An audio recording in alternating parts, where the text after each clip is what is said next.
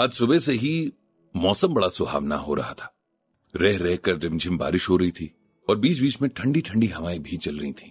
पंडित जी और सरला जी अपने घर के बारामदे में बैठे सुबह की चाय एंजॉय कर रहे थे।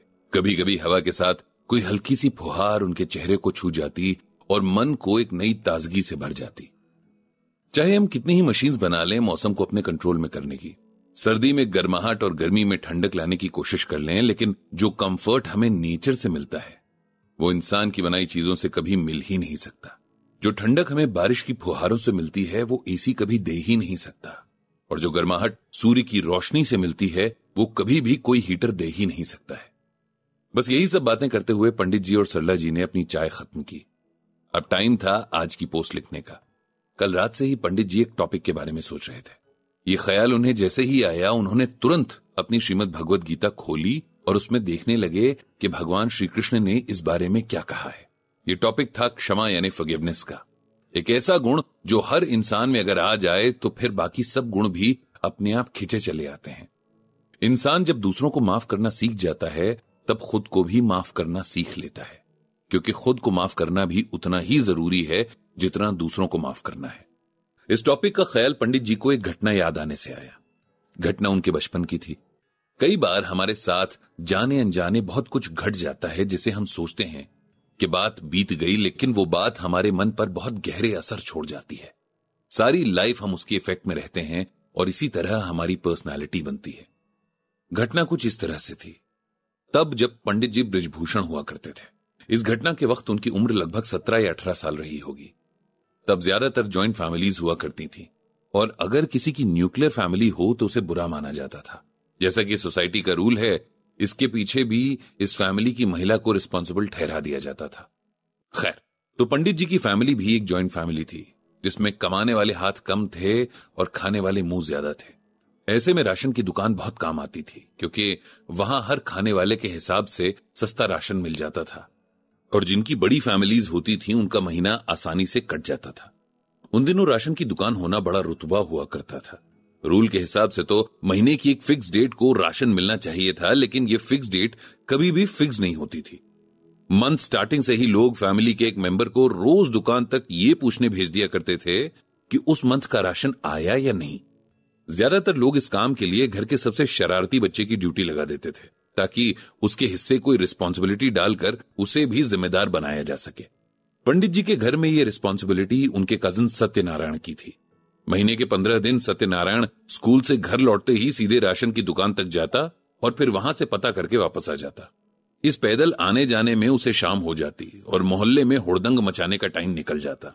एक दिन सत्यनारायण की तबीयत कुछ खराब थी तो बृजभूषण जी को राशन की दुकान तक जाने की रिस्पॉन्सिबिलिटी मिली। उस दिन के बारे में पक्की खबर थी कि राशन आने वाला है, इसीलिए उन्हें राशन कार्ड, थोड़े से पैसे और एक झोला लेकर भेज दिया गया कि फिलहाल इस बात की कॉन्फर्मेशन के तौर पर चीनी लेकर आ जाएं, बाकी के लिए कल और लोग भी साथ आ जाएंगे। अब बृजभूषण जी भी तो उस वक्त इतने समझदार नहीं थे कि जिस काम के लिए भेजे गए हैं सीधे उसी के लिए जाएं। वो निकले और अपने फ्रेंड्स के साथ फुटबॉल खेलने लगे। खेलते हुए भूल गए कि उन्हें राशन लेने जाना है। जब तक उन्हें इस बात का ध्यान आया तब तक शाम हो चुकी थी। जब वे भागे भागे दुकान तक पहुंचे तो दुकानदार, जो कि बहुत बुजुर्ग थे, दुकान बंद करने की तैयारी में थे। बृजभूषण जी ने उनसे कहा कि वे चीनी लेने आए हैं, जिस पर दुकानदार ने कहा कि सरकारी दुकान है, शाम 5 बजे बंद करने का ऑर्डर होता है, इसीलिए अब कुछ नहीं मिलेगा, कल आना। इधर बृजभूषण जी को एक तरफ तो खेल की थकान थी, दूसरा घर पर डांट पड़ने का डर कि वो भूल ही गए कि उनके सामने एक बूढ़े इंसान हैं और वो बुरी तरह उलझ पड़े। लड़ने लगे और जबरदस्ती करने लगे कि उन्हें जो चाहिए वो दें। बेचारे बूढ़े दुकानदार को बृजभूषण जी से इतने मिसबिहेव की उम्मीद नहीं थी। उन्होंने मजबूरी में राशन दिया, रजिस्टर में एंट्री की फॉर्मेलिटी की और जाने को कहा। बृजभूषण जी उस वक्त एक विजेता की तरह वहां से निकले।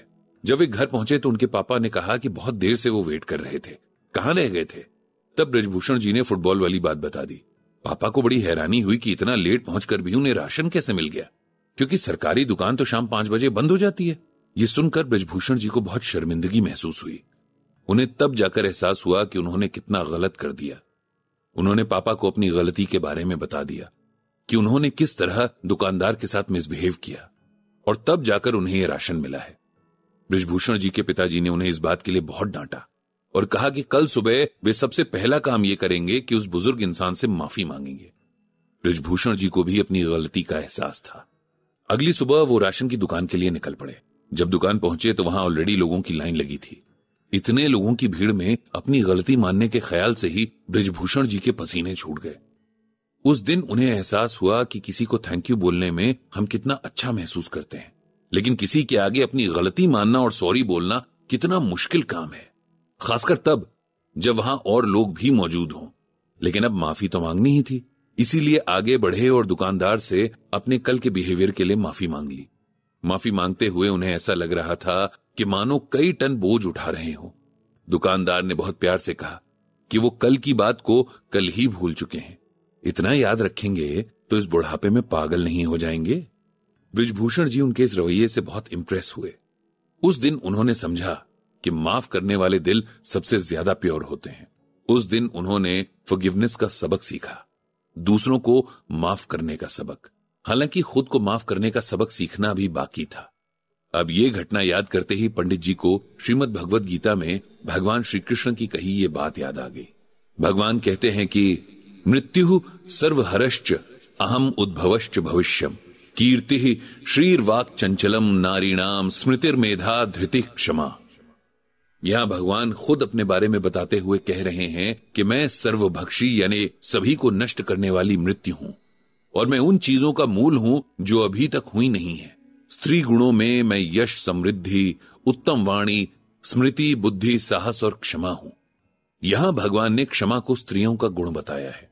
इसका मतलब यह है कि क्षमा यानी फॉरगिवनेस एक कोमल दिल की निशानी है। ये वही कर सकता है जो भीतर से प्योर हो, कोमल हो, जिसे दूसरों का एहसास हो। अगर किसी के दिल में फॉरगिवनेस है तो इसका मतलब है कि उसके अंदर प्योरिटी है, और ये गुण भगवान को बहुत प्यारा है। इंसान अपने ईगो में दूसरों को खुद से कम समझने लगता है, इसीलिए कभी नहीं सोच पाता कि गलती तो किसी से भी हो सकती है। अपनी गलतियां हमेशा इग्नोर करते हुए दूसरों की गलतियों को हमेशा याद रखता है। अगर हम में से हर कोई दूसरों को माफ करना सीख जाए तो ये दुनिया बहुत सुंदर हो जाएगी। इतना सोचकर पंडित जी ने भगवान श्री कृष्ण से सबको सद्बुद्धि देने की प्रार्थना की।